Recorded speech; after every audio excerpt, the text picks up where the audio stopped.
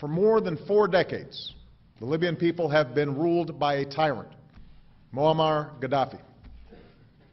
He has denied his people freedom, exploited their wealth, murdered opponents at home and abroad, and terrorized innocent people around the world, including Americans who were killed by Libyan agents.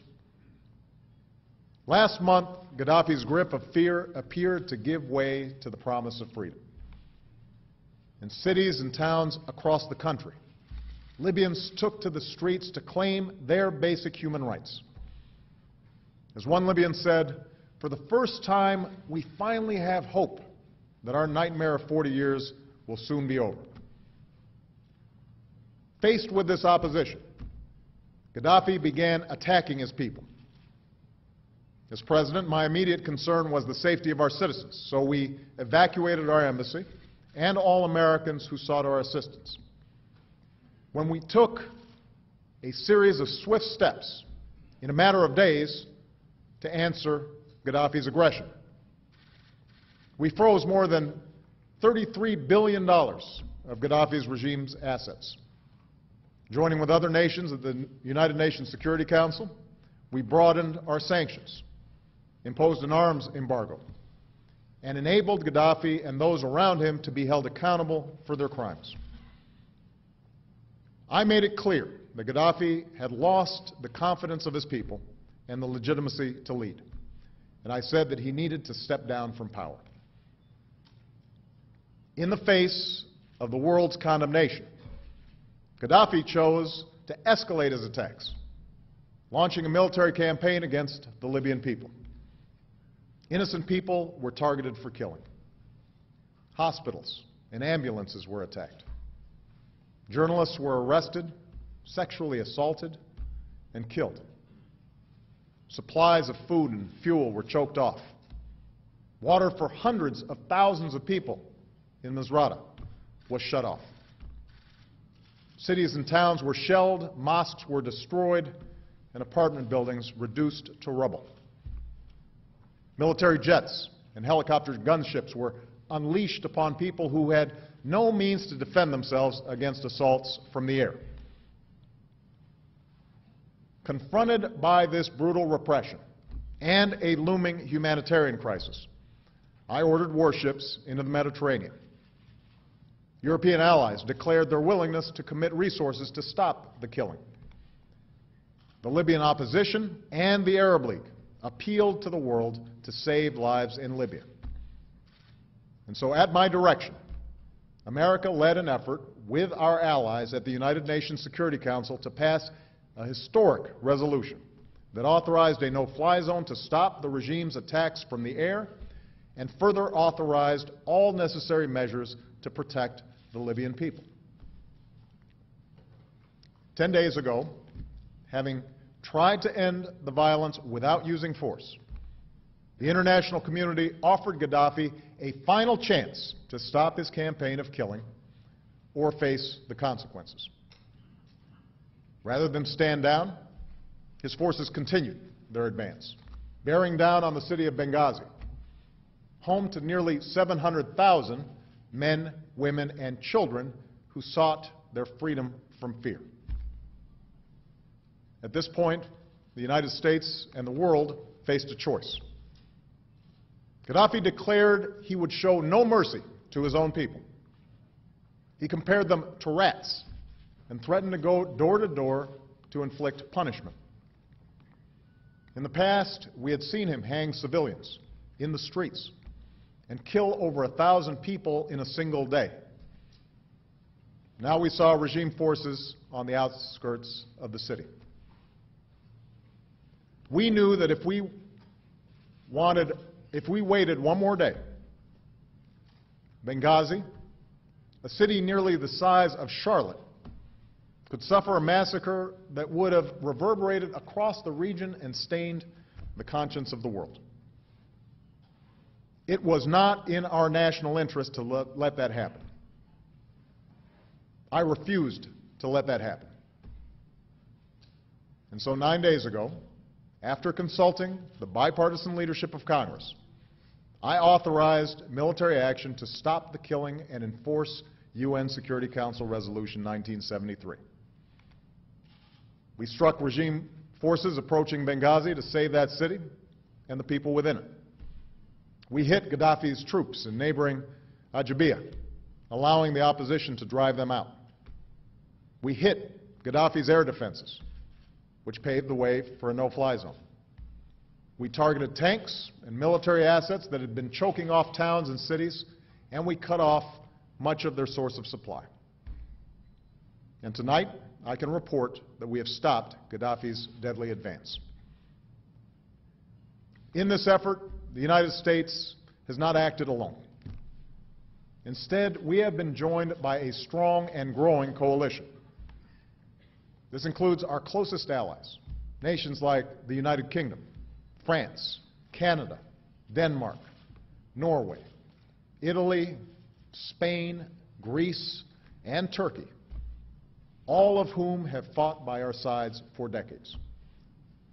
And it includes Arab partners like Qatar and the United Arab Emirates, who have chosen to meet their responsibilities to defend the Libyan people.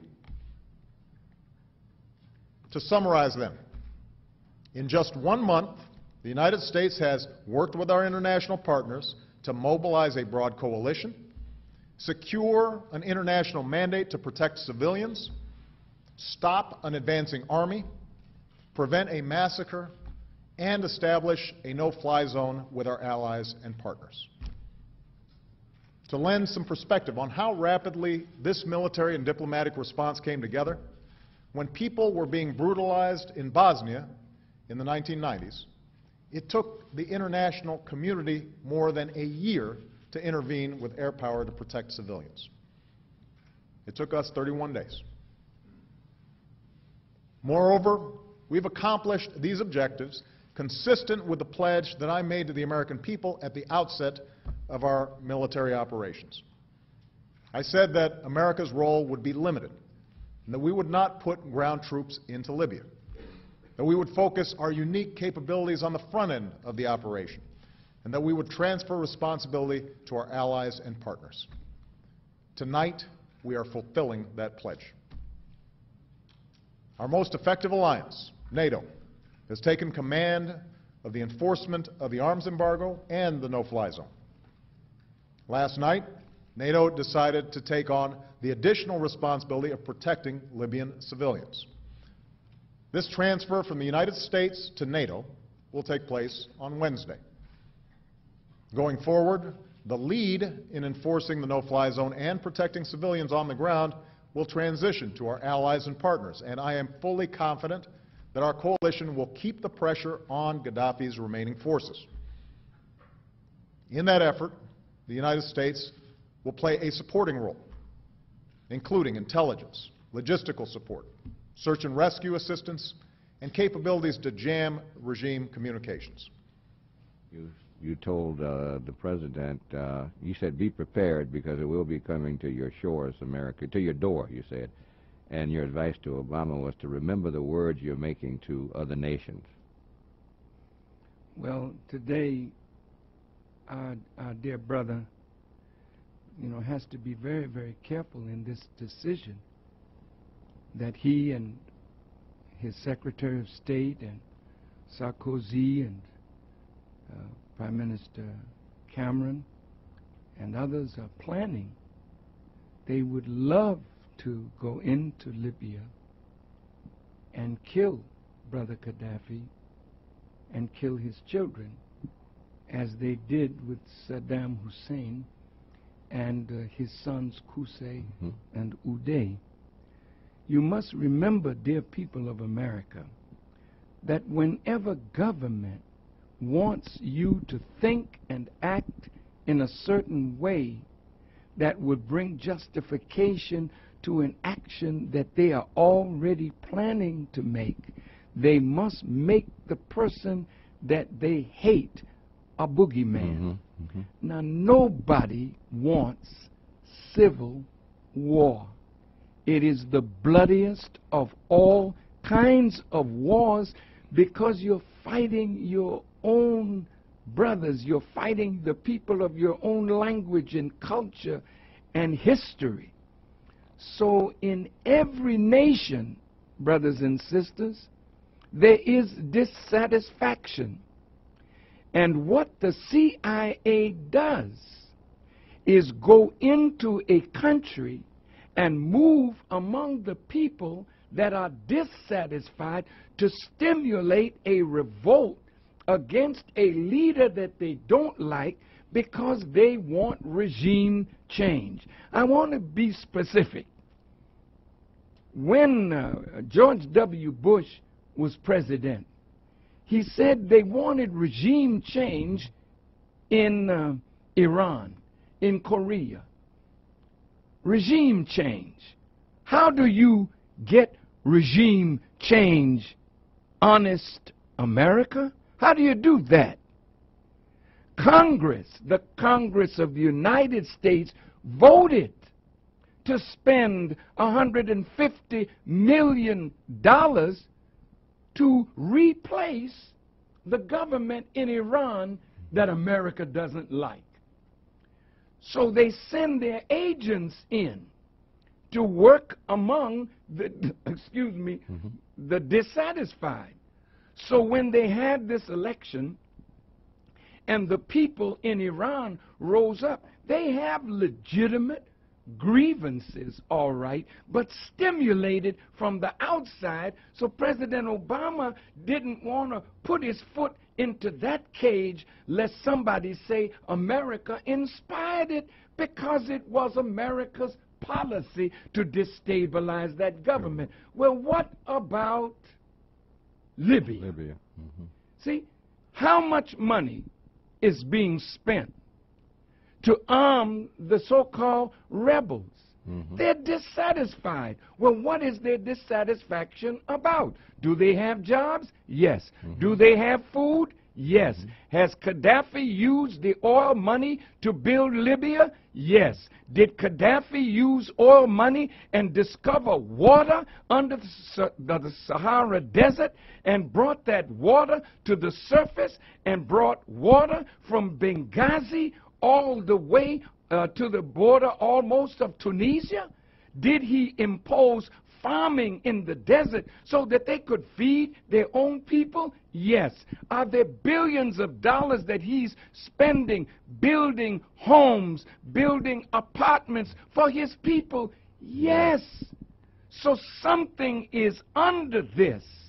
And so when America, England, France, three imperialist powers want to destabilize that country, is it that you're so concerned? Now listen to this hypocrisy, American people. Is it that you're so concerned over the blood that is being shed in Libya when you look the other way when the Israeli Defense Force was bombing the innocent people of Gaza? Unarmed men, women, and children, but our government looked the other way. You looked the other way when the Israeli Defense Force went into Lebanon thinking that they were going to have an easy victory. Then you had to come out with your tail between your legs. Don't tell me and wise black people or white people that you're interested in black suffering. Where were you in Rwanda? Where are you in the Congo? Why did you go to Darfur? Because oil is there. No, you don't want to save the Libyan people. That's your noble motive to hide your wicked agenda. Now, I want to warn you in the name of Allah that this is more complex than what you think. Go into Libya if you want to. The Libyans do not want foreign occupation on their land. And when you make that kind of move, if you're not careful, you'll unite the Libyan people against you. And again, Gaddafi wasn't sitting in any tent twiddling his thumbs over these last 10 years. This man has been investing in African development. This man has been moving throughout Africa. This man has friends all over the world. He may not be your friend, but if you take him out and kill him like he's some rotten fella that wants to kill his own people, what did you do in Waco? What did you do when your people rose up? Did you talk them out of it? No, they had weapons, you bombed them. What did you do in Philadelphia with the movement? Did you talk them out of their home, or did you bomb them? We didn't hear any outcry from you religious hypocrites that love the lives of human beings.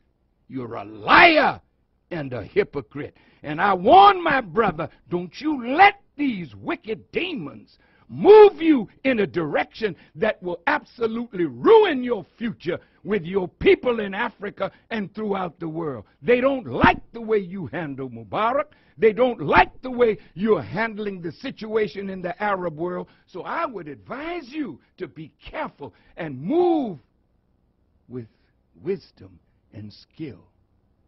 My advice would be, why don't you organize a group of respected Americans and ask for a meeting with Gaddafi? You can't order him to step down and get out. Who the hell do you think you are? That you can talk to a man that built a country over 42 years and ask him step down and get out? Can anybody ask you? Well, there's a lot now going to ask you to step out of the White House because they don't want no black face in the White House. Be careful, brother, how you handle this situation, because it is coming to America. It has already started. Look in Wisconsin. Look in Ohio. Look at what's going on in your country and remember your words, because the American people are rising against their own government. It's not Muslims, it's not black people, it's white militia that are angry with their government, and they are well armed. Are you going to tell them, put your arms down and let's talk it over peacefully? I hope so. But if not, America will be bathed in blood, not because Farrakhan said so, but because the dissatisfaction in America has reached the boiling point. Be careful how you manipulate the dissatisfaction in Libya and other parts of the Muslim world. The Honorable Minister, Louis Farrakhan.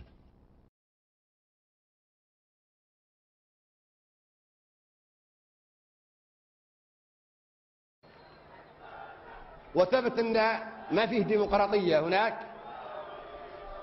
بل هناك دكتاتورية لا تختلف أبدا عن دكتاتورية هتلر أو نابليون أو موسوليني أو جنكيز خان أو اسكندر إلى آخر الطغاة.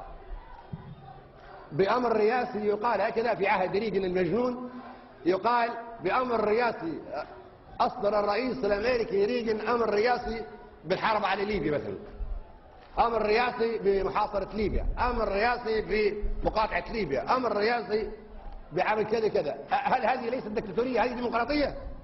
الآن انتخابات أمريكية، طلع مواطن أسود أصله من كينيا، إفريقي ومسلم، وكان يدرس في مدرسة إسلامية في إندونيسيا، اسمه أوباما. والناس كلهم صفقوا لهذه الشخصية في الوطن العربي وفي العالم الإسلامي وفي إفريقيا، واستبشروا بخير وصفقوا له وصلوا من أجله ودعوا له بالنجاح، وربما يكونوا قد دخلوا حتى في حملات التبرع الشرعية لتمكينه من الفوز في رئاسة أمريكا. لكن فوجئنا بأن أخانا وشقيقنا الأفريقي الكيني الأمريكي الجنسية يطلع بتصريحات صدمت كل مؤيديه في العالم العربي وفي افريقيا وفي العالم الاسلامي. نحن نتمنى وربما تكون هكذا ان هي مجرد زي ما يقولوا في مصر اوكازيون انتخابي. هذه مناسبة انتخابية، ان كذبة انتخابية باش تعرفوا من مهزلة الانتخابات ان الواحد يكذب على الناس لكي يعطوه اصواته، وبعد ياتي التطبيق وينجح يقولون لا هو انت وعدت بكذا بكذا، يقول لا هذه دعاية انتخابية. شوفوا مهزلة، هذه ديمقراطية. لا هذه دعاية انتخابية، فاكرينها قد فاكرينها مضبوط، نضحك عليكم باخذ اصواتكم. ان شاء الله هي تكون هكذا مجرد دعاية انتخابية. لكن كونك هو يقول ان القدس ساعملها عاصمة الى الابد للاسرائيليين، هذا يدل على انه هو ان اخانا اوباما يجهل السياسة الدولية وما هوش مطلع على ملف الصراع في الشرق الاوسط. كنا نعتقد انه يقول انا قررت اذا نجحت سوف افتش مفاعل ديمونة لأتأكد من القنابل الذرية ومن أسلحة الدمار الشامل الأخرى عند الإسرائيليين، نبغى نتأكد منها ويدير قرار مثل هذا. لكن لابد أنه عندما فكر في هذا، لابد أنه فكر عندما كان يتكلم عن إيران برنامجها النووي، لابد أن تكون أمام ديمونة بكل تأكيد. لكن لما تكون قدام ديمونة لابد أن يكون قدامه مصير سلفه كندي الذي قرر أن يفتش مفاعل ديمونة وأصر على تفتيش ليتأكد من أنه يصنع أسلحة ذرية وإلا لا. ورفض الإسرائيليون، وأخيرا أصر هو على التفتيش. كان المخرج من هذه الأزمة هو استقالة بن غوريون، استقال حتى لا يوافق على تفتيش مفاعل ديمونة، وأعطى الضوء الأخضر بقتل كندي. وهكذا قتل كندي بسبب مفاعل ديمونة وإصراره على تفتيشه. بسبب إصراره على تفتيشه قتل كندي. لابد أن أوباما أمام هذه الصورة، وبالتالي لابد أنه كان يريد أن يتكلم على هذا ولكنه يتراجع. كنا نتوقع منه أن يقول أني سأطبق إذا نجحت فكرة الدولة الواحدة السلاطين الموجودة في الكتاب الأبيض للقذافي، أن هذه الفكرة هي الفكرة اللي فيها الحل الجذري والتاريخي والنهائي، وأنه مستحيل إقامة دولتين قزميتين في هذه المنطقة. أي دولة عمق 15 كيلومتر، ما يسمى بإسرائيل الآن عمق 15 كيلومتر، أي دولة هذه أمام 5 ملايين من الفلسطينيين. كنا نتوقع أن يقول ملايين اللاجئين الفلسطينيين قررت أن أرجعهم لأرض فلسطين التي طردوا منها عام 48 وعام 67. هذا هو التغيير الذي تصفق له الشعوب ويده الشعب الأمريكي والشعب الأسود في أمريكا. كنا نعتقد أن يقول أني أعمل من أجل استقلال الأمة الكردية وتوحيدها، ولا بد أن تحتل في الشرق الأدنى مكانة تحت الشمس وفوق الأرض الأمة الكردية الممزقة المعذبة المضطهدة المستعمرة من الكل. كان يجب يقف إلى جانبها، لا يقف مع العملاء ويضحي بمصير الأمة الكردية. هذا التغيير. والخوف، كل الخوف هو ان هذا الكلام في وقت يقول ان الاسود يشعر بالنقص، عقدة النقص. هذا شيء خطير. اذا كان اخونا اوباما شعر بانه هو اسود وانه ليس له الحق في ان يحكم امريكا، هذه المصيبة الكبيرة. لان هذا الشعور خطير جدا، يجعله يتصرف ابيض اكثر من البيض، ويبالغ في اضطهاد السود واحتقارهم. نحن نقول له يا أخي الأسود والأبيض في أمريكا متساويين، كلهم مهاجرين. أمريكا ليست للبيض ولا للسود، أمريكا الهنود الحمر سكانها الأصليين. جاء الأبيض وجاء الأسود، إذا الأبيض والأسود في أمريكا متساويين. ومن حق أوباما أن يرفع راسه ويقول أنا شريك في أمريكا امريكا ارضي مثل ما ارضكم انتم، اذا كان ما يش ارضكم ما يش ارضي حتى انتم ليست ارضكم، ارض الهنود الحمر. انتم مهاجرون نحن مهاجرون.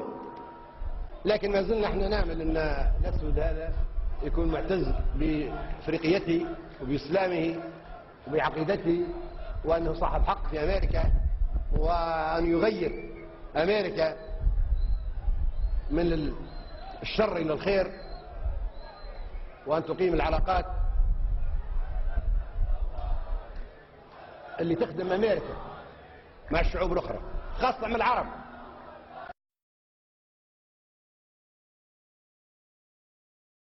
Some Libyan civilians are taking up weapons to support Muammar Gaddafi. In Tahuna, even women and children are arming themselves to fight against NATO airstrikes. Nanan has more. Patriotism drives this 91-year-old woman. She's determined to learn how to assemble a gun. She says she never touched arms before, but has sworn to protect the national sovereignty. The elders told us of Italy's colonization in Libya. A century ago, the Italians hung many Libyans. I believe we will be the winners. We all support Gaddafi by worship. Libya and Gaddafi will achieve success in the end. Many Libyans see the NATO airstrikes as the replay of colonization, and they've responded to the government's call to take part in military training to fight for their country. I'm not afraid. We have suffered persecution by enemies. We are confident of Libya's freedom.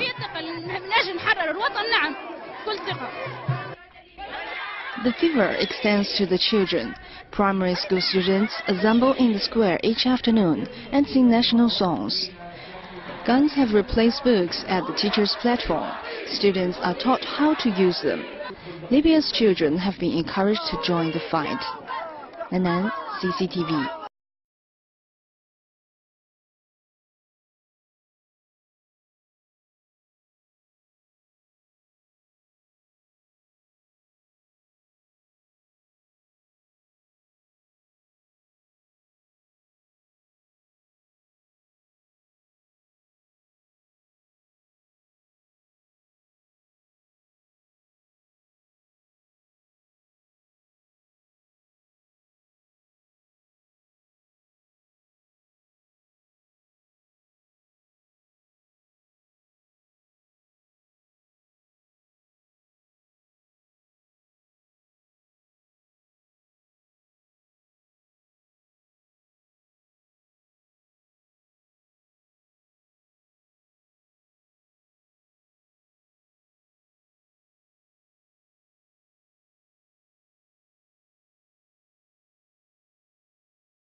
Поки лідер спецслужба йде і в бій йдуть самі жінки, Каддафі довіряє свою безпеку лише панянкам.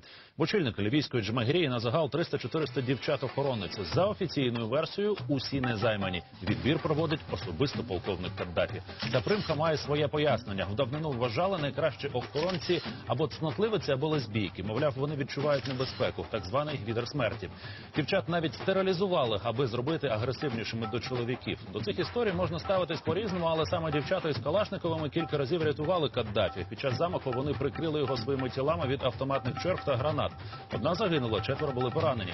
Тілоохоронниці поруч із Муаммаром Каддафі і вдень, і вночі. Кожна легко може впоратися із кількома сильними чоловіками. За деякими даними, більшість дівчат. More speculation has been raised on the reasons for NATO's intervention in Libya. And as RT's Laura Emmett reports, the organization may have been trying to prevent Gaddafi from burying the American buck.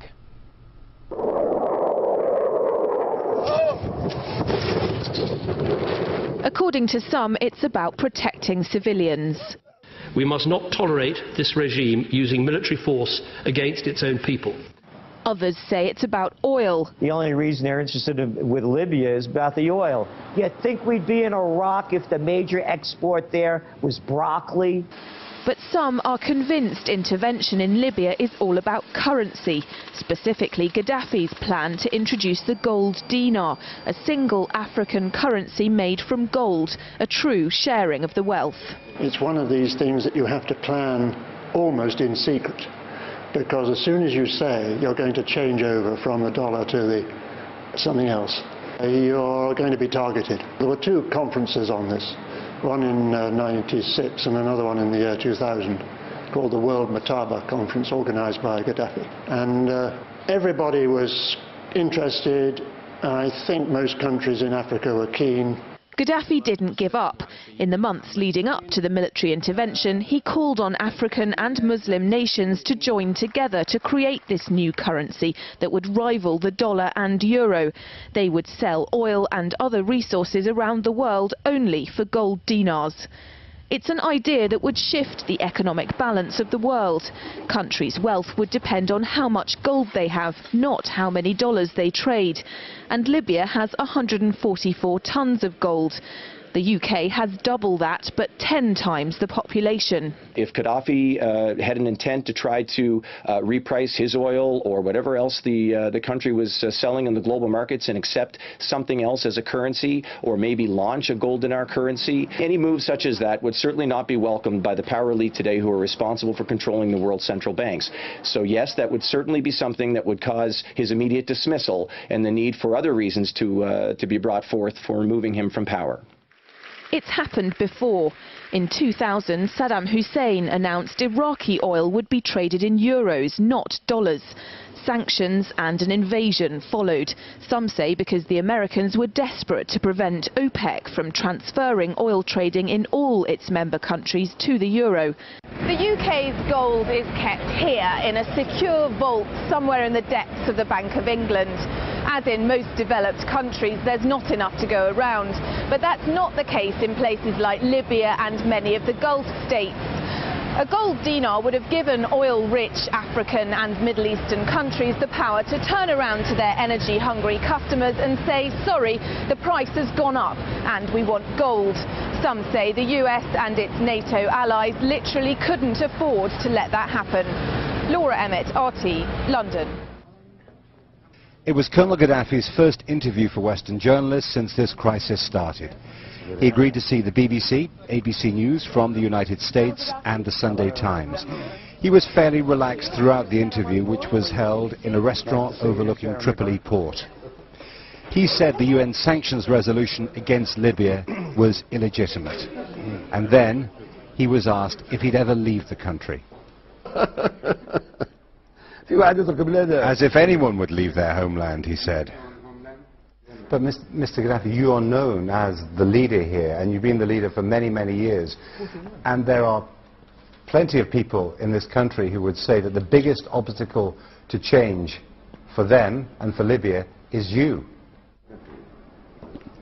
He said his presence actually instigated change for the people. Mr. Gaddafi has no official title as leader or president. In recent years, you've had a rapprochement with Western countries. You've had important Western leaders like Tony Blair coming here. But now there are Western leaders who are queuing up to say that you should go. Do you feel a sense of betrayal about that?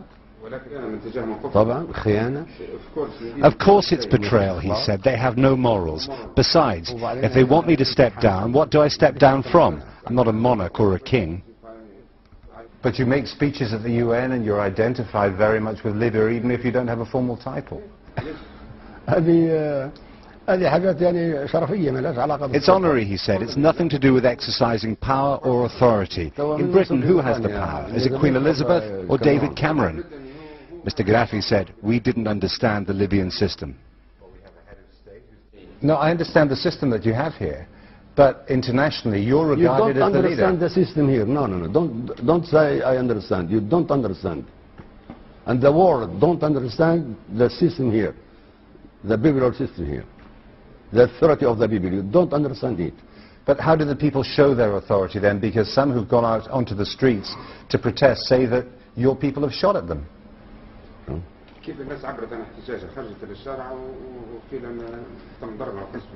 No demonstration at all in the streets. Did you see demonstrations? Yes, I have, yes. Where? I saw some today. I saw some in Zawiya. Yesterday I saw demonstrations. Are they supporting us? No, they're not supporting us. They are not against us.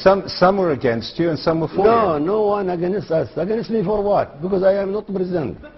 They love me, all my people with me. They love me all. But if they do love they will die to protect me, my people. If you say they do love you, then why are they capturing Benghazi and they say they're against you there? Why are they in... It is a Qaeda, it is a Qaeda, it is Qaeda, not my people, it is Qaeda. Qaeda, yes. They came from outside. So they're the people pulling down the posters and putting up the flag of the king? It's Al-Qaeda, he said. They went into military bases and seized arms, and they're terrorizing the people. The people who had the weapons were youngsters. They're starting to lay down their weapons now as the drugs Al-Qaeda gave them wear off. And off he went, always called the leader by Libyans, but he says he can't resign, as he has no official position. Jeremy Bowen, BBC News, Tripoli. What do you think the reason is why the USG is going in? No comment. Come on. No. Come on, you can say. No, I don't want to say. Well, the Libyan central bank, for one, is one of the put few. You on the spot. Yeah, is one of the few 100% state-owned central banks. So they're what do you mean Muammar owns the bank? That's right. Yeah. Yep. The people, the Republic of Libya, owns the central bank for one, and I hear they have some natural resources over there. No, I maybe a little bit. Yeah, I don't. Sand, perhaps. Sand, I'm not you sure. know, sand is big. Silica is good. Could be. They need to make a lot of silica, and where else are you going to get sand? You know the thought I had. Would you bear with me for a second? Okay. It's a year and a half from now, and the United States government says we're just going to have to cut. We're going to have to cut Social Security by 25% and raise the age to 70 and this and that because we just spend $1 trillion on war and we just don't have enough money. And so a couple million people decide to march on Washington, a peaceful demonstration, and then some of the military start firing on the people in Washington because they do. If that would happen, it could. And then all of a sudden Russia comes in to support the people that have gone to the demonstration in Washington. It's a dangerous precedent. How do you think we would feel? Right. How do you think we would feel? Would that be legal? Well, would that be lawful? It depends who wins. Would that be reasonable? I mean, is it any different from what I just said? I don't think so. Yeah, in fact, I'm not a big person on this type of activity. So what kind of activity? Sticking our nose in other people's business. I know Ben Franklin, the very first coin that he proposed was a cent. And on one side, it had the 13 colonies united in rings, and on the other, it had a sundial and the motto, what he proposed, mind your business. Really? Yes. Ben did. Yeah. Good old Ben. Yeah. So I'm big on that mind your business thing.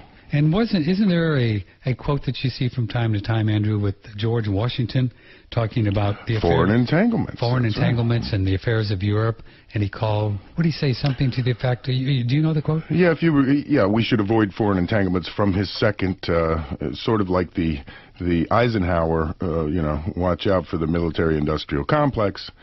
In Washington's day, that's when the French had their little thing, firing on their own people. Oh, yeah. All right, and Jefferson said, hey, we got to get over there and help the French people.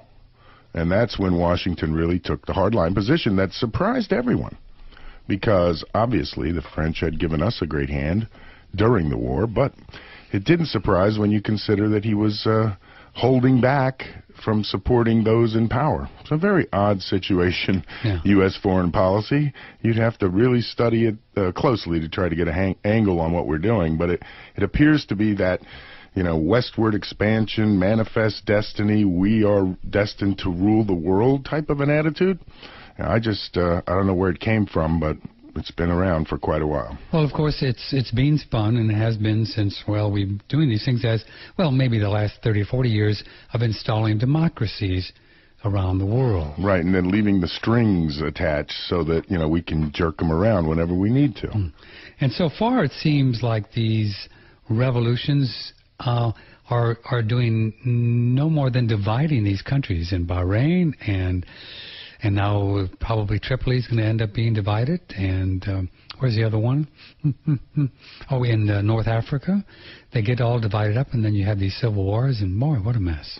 Yeah, and into the vacuum comes the strong hand of power that, you know, they choose a side. Right, the glue.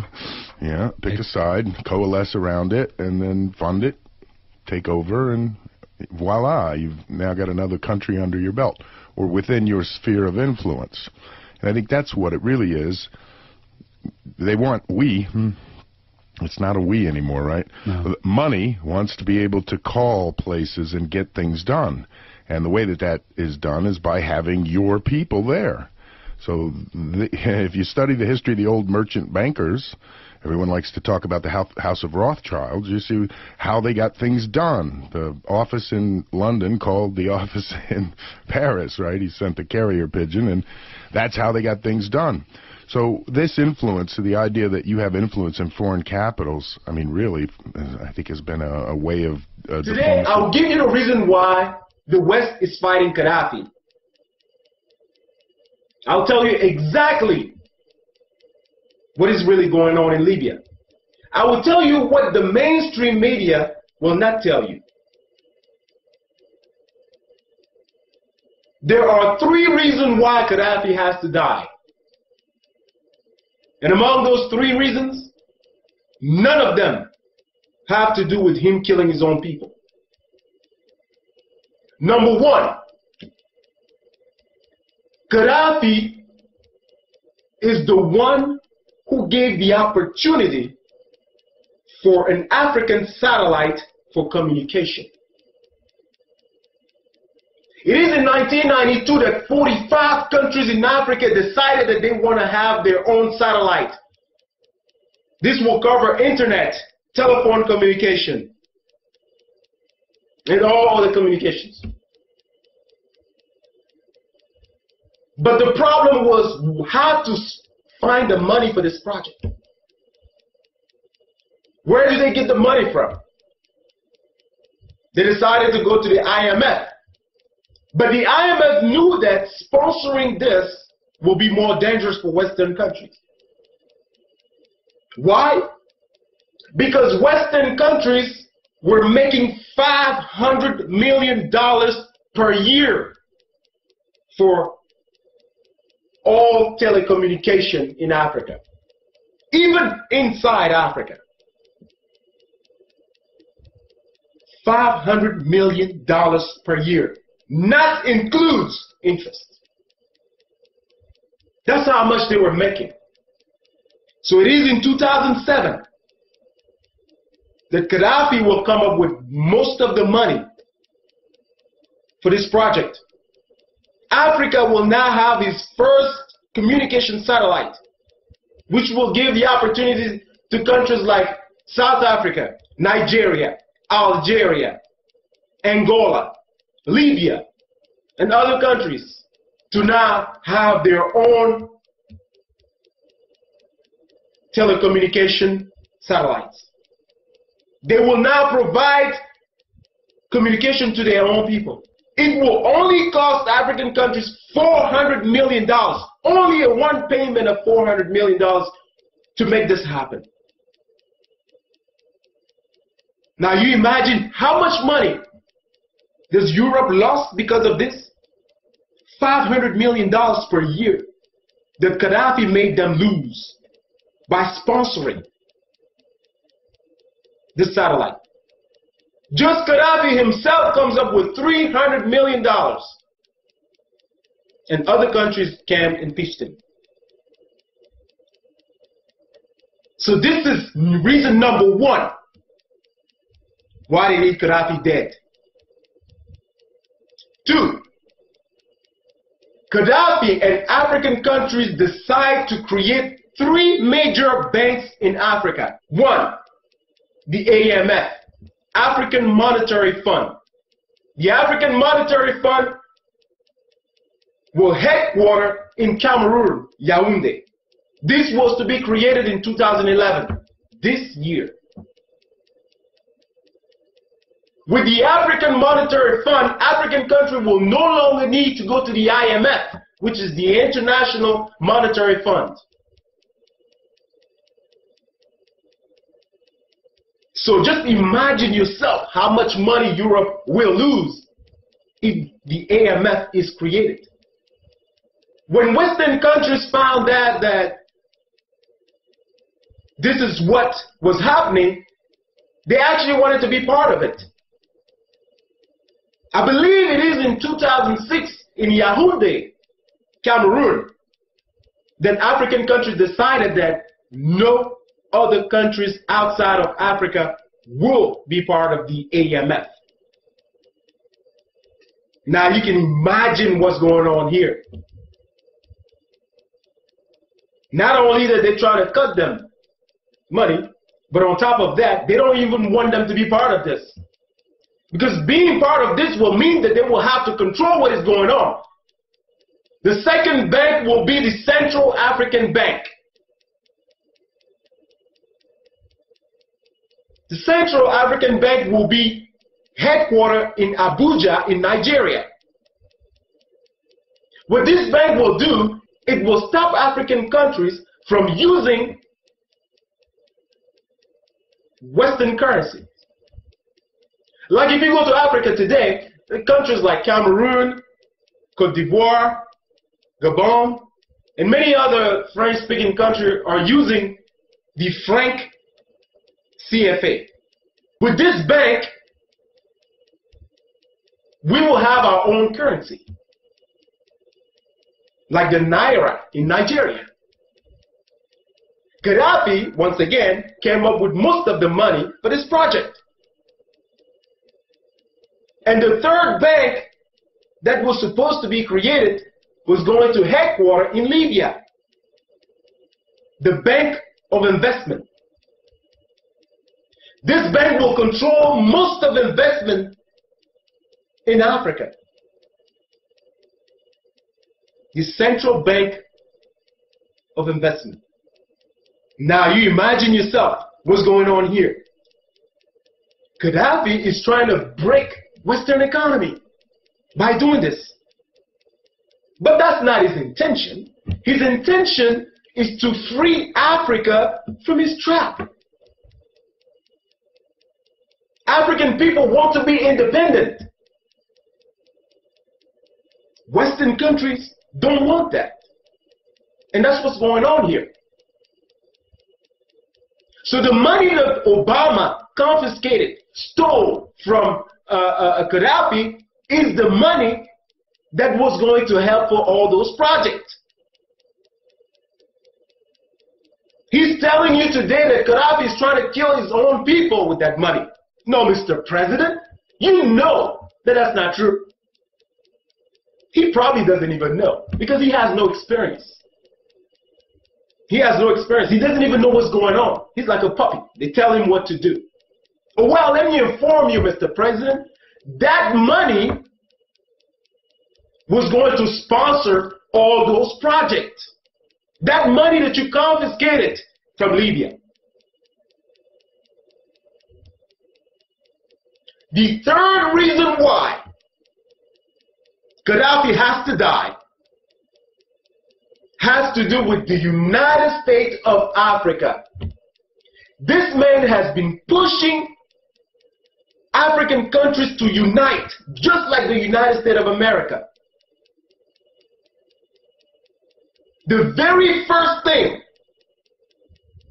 that European countries, when they were colonizing African countries, did was to divide African people.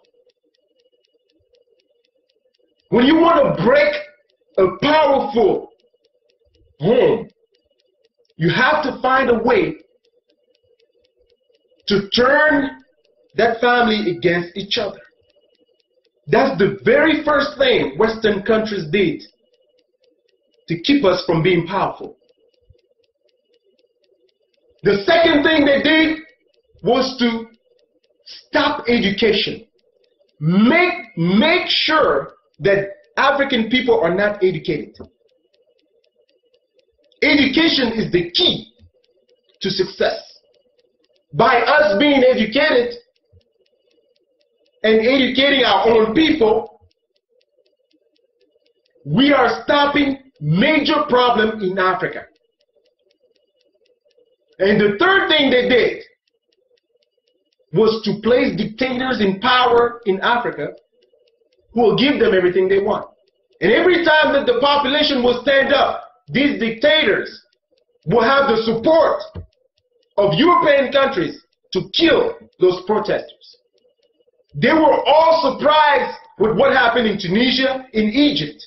And they took the opportunity to then create a problem in Libya. Not one of you will show me footage of the same uprising that we saw in Egypt, in Tunisia, in Libya. Not one of you will show me that type of footage. This was created by Western countries. When you go to Libya, you get free education. I'm talking about college education. Free health care.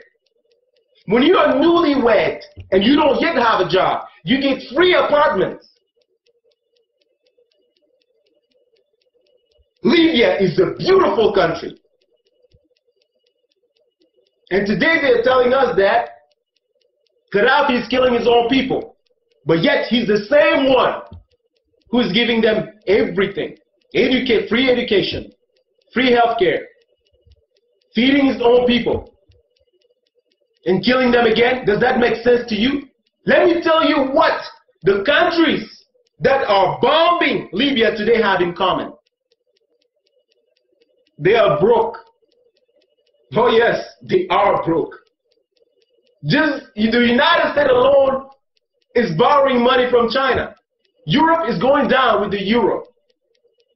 Every one of those countries in NATO are broke. And Gaddafi is making it worse by giving African people independence. And that's why you see Hillary Clinton going to Africa and telling African people to reject Gaddafi. Don't deal with Gaddafi.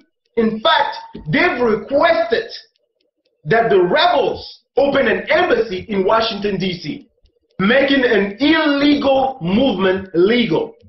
That's what the Obama administration is doing. Hillary Clinton is also asking African people not to deal with China. Tell me, let me just ask this, man. What can China do to African countries that Western countries haven't done yet? I like to know myself. How worse can it be? Far as I'm concerned, China is not the one going around bombing other countries. I can't remember the last war China has been in. China is not the one going killing African people today with drones. China is not the one fighting in Iraq or Afghanistan in the name of democracy. China is making money. Why not deal with China? What have you done to African people that is good? What have you given African people that is good? When you are going somewhere in Africa, in different African countries, and asking African people not to deal with China, what are we receiving in exchange of that? Other than bombs, drones, and everything else. What are we receiving?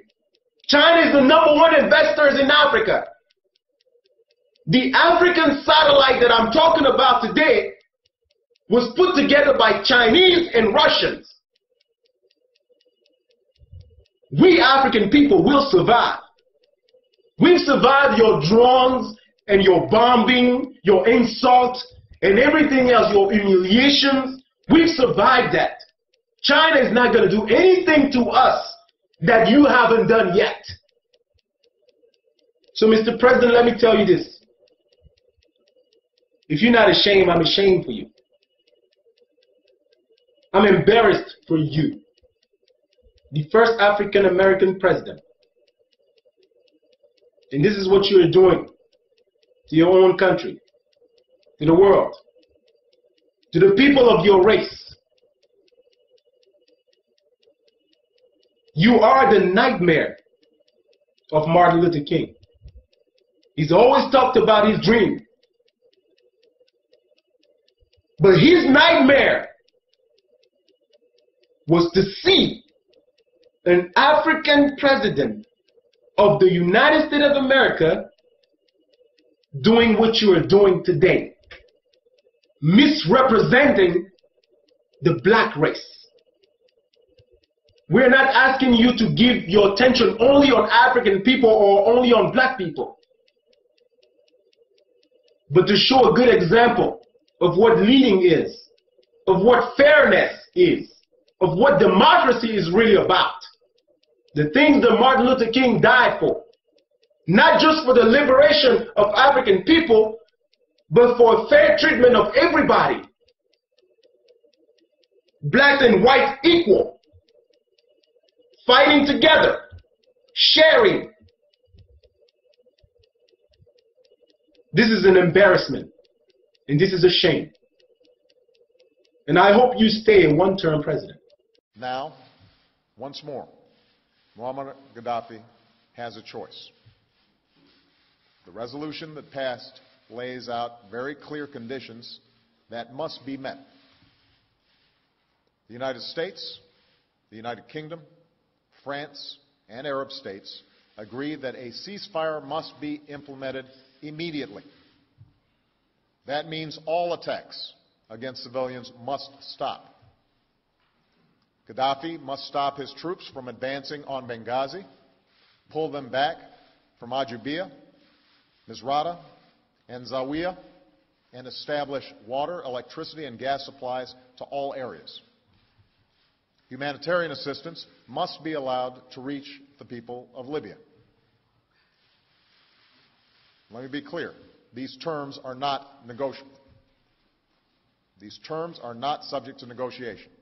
If Gaddafi does not comply with the resolution, the international community will impose consequences, and the resolution will be enforced through military action. In this effort, the United States is prepared to act as part of an international coalition. American leadership is essential, but that does not mean acting alone.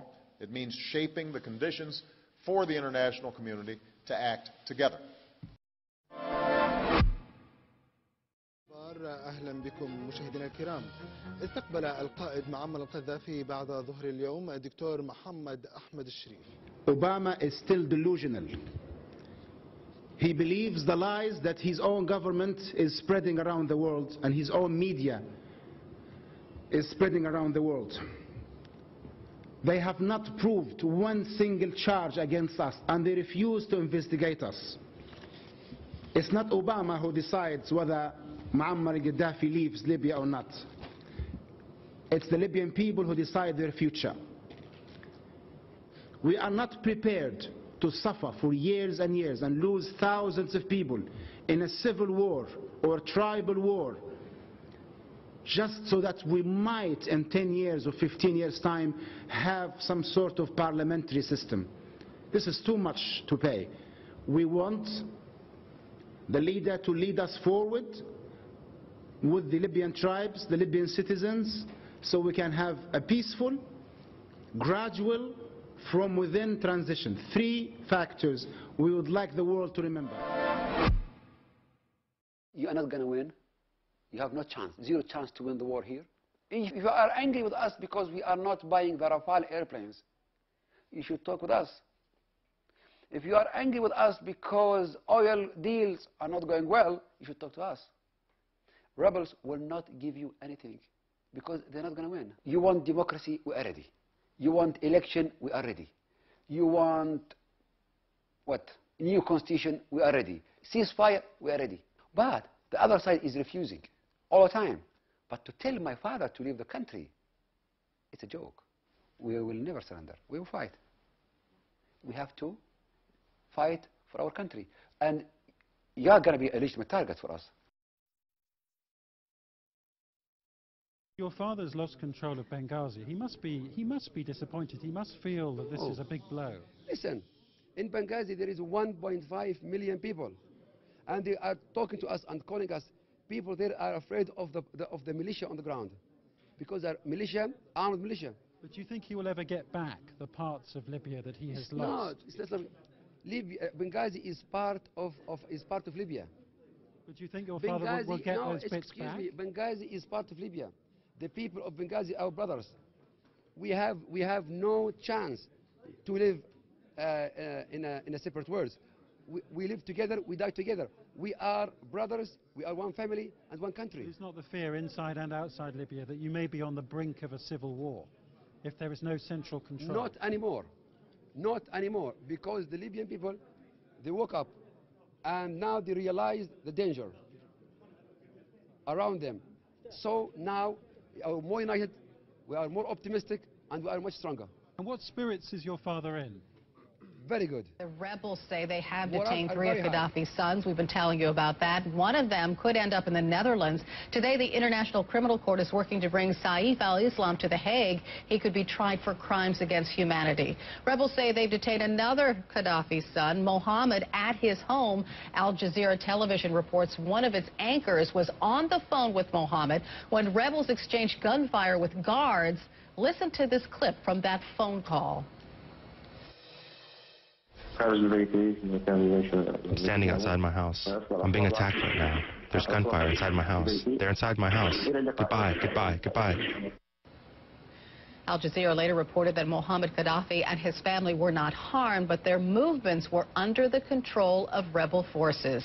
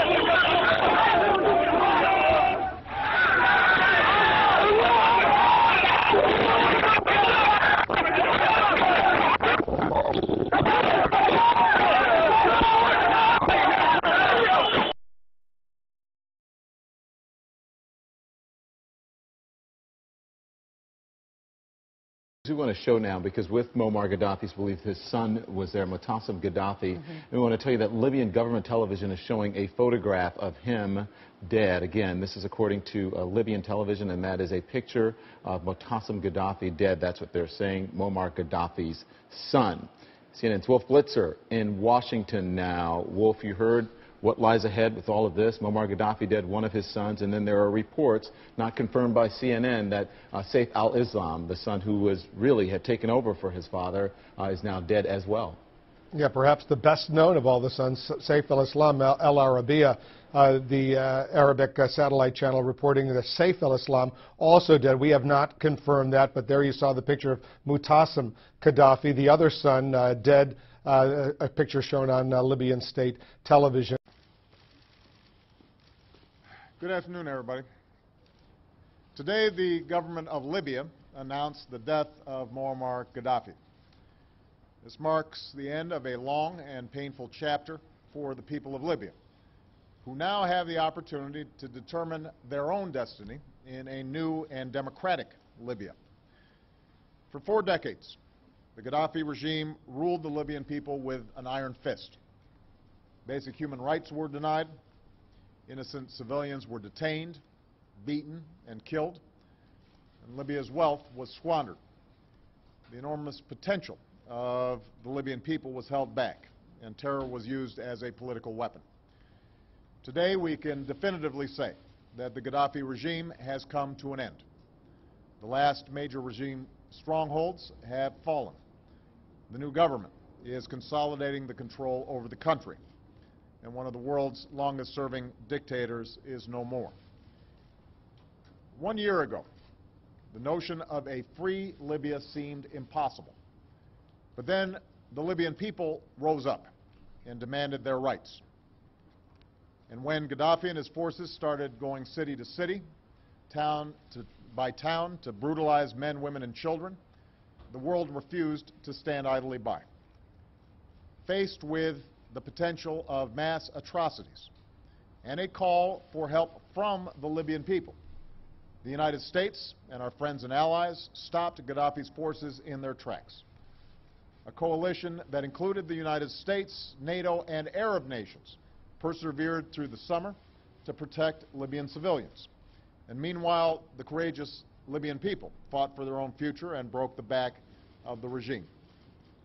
So this is a momentous day in the history of Libya. The dark shadow of tyranny has been lifted, and with this enormous promise, the Libyan people now have a great responsibility to build an inclusive and tolerant and democratic Libya that stands as the ultimate rebuke to Gaddafi's dictatorship. We look forward to the announcement of the country's liberation, the quick formation of an interim government, and a stable transition to Libya's first free and fair elections. And we call on our Libyan friends to continue to work with the international community to secure dangerous materials and to respect the human rights of all Libyans, including those who've been detained. We're under no illusions. Libya will travel a long and winding road to full democracy. There will be difficult days ahead. But the United States, together with the international community, is committed to the Libyan people. You have won your revolution. And now we will be a partner as you forge a future that provides dignity, freedom, and opportunity. For the region, today's events prove once more that the rule of an iron fist inevitably comes to an end. Across the Arab world, citizens have stood up to claim their rights.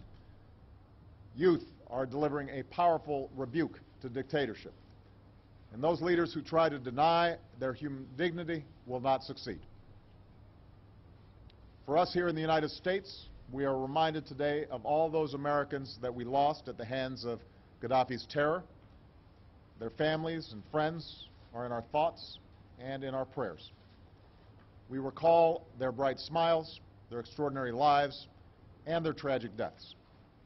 We know that nothing can close the wound of their loss, but we stand together as one nation by their side. For nearly 8 months, many Americans have provided extraordinary service in support of our efforts to protect the Libyan people and to provide them with a chance to determine their own destiny. Our skilled diplomats have helped to lead an unprecedented global response. Our brave pilots have flown in Libya's skies. Our sailors have provided support off Libya's shores. And our leadership at NATO has helped guide our coalition. Without putting a single U.S. service member on the ground, we achieved our objectives. And our NATO mission will soon come to an end. This comes at a time when we see the strength of American leadership across the world. We've taken out al-Qaeda leaders, and we've put them on the path to defeat. We're winding down the war in Iraq and have begun a transition in Afghanistan. And now, working in Libya with friends and allies, we've demonstrated what collective action can achieve in the 21st century. Of course, above all, today's belongs to the people of Libya. This is a moment for them to remember all those who suffered and were lost under Gaddafi and look forward to the promise of a new day. And I know the American people wish the people of Libya the very best in what will be a challenging but hopeful days, weeks, months, and years ahead. Thank you very much. The doctrine of leadership.